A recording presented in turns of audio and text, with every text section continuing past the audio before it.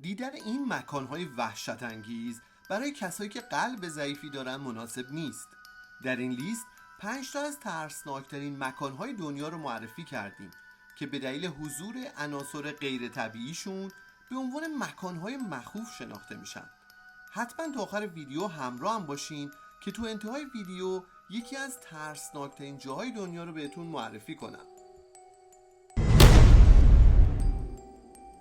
جنگل آکیگاهارا ژاپن در شمال غربی دامنه کوه فوجی در ژاپن، جنگلی متراکم و اسرارآمیز به نام آکیگاهارا واقع شده.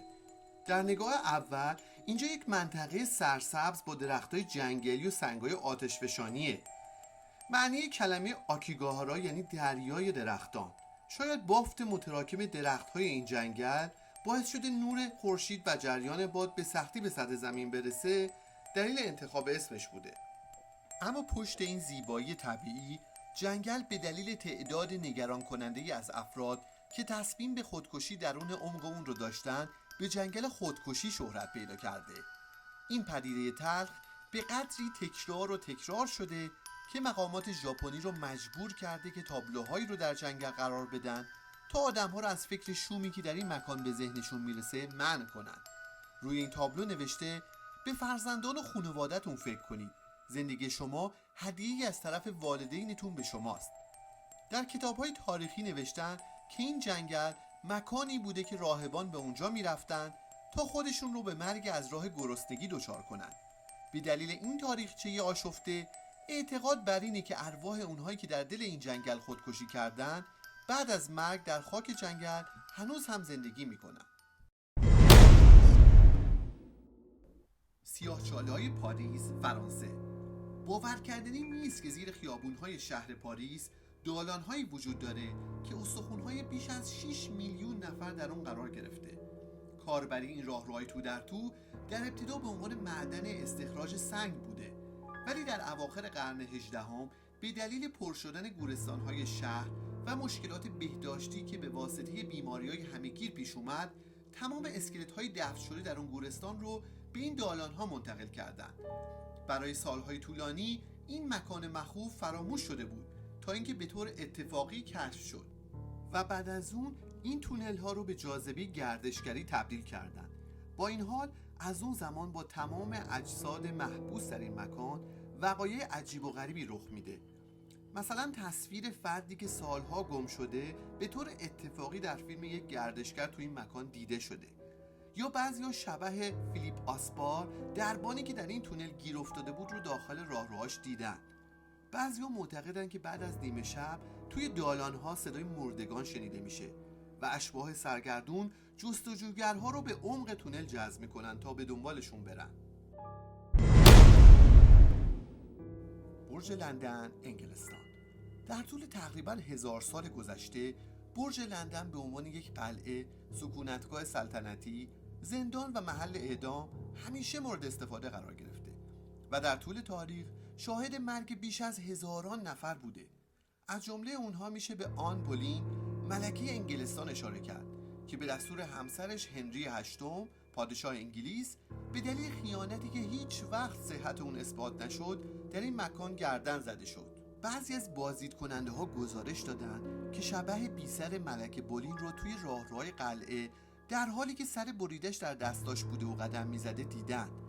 بعضی هم ادعا کردن که بوی عجیبی از جاهایی که اعدام ها انجام می شده حس کردن. حتی شایعه شده اشباحی در این مکان هستن که صدای ناله هایی از درد و عذابی که بارها و بارها تجربه میکنن از اونها شنیده شده.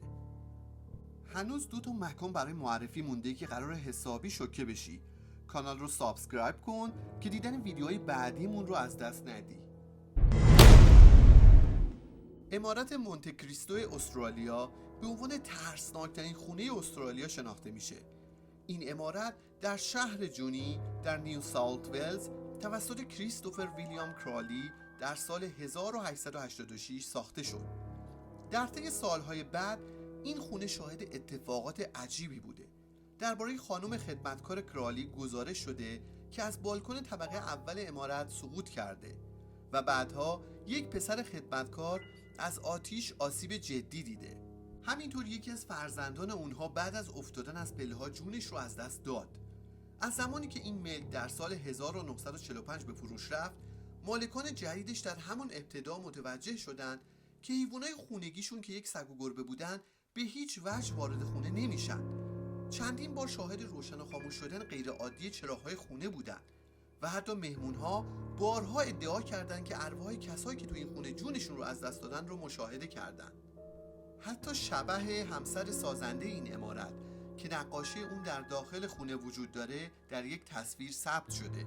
امروزه عمارت مونته کریستو علاوه بر این که به یک موزه عتیقه تبدیل شده، به گردشگرایی که به دنبال برخورد با پدیده‌های خارق‌العاده هستند اجازه بازدید میده.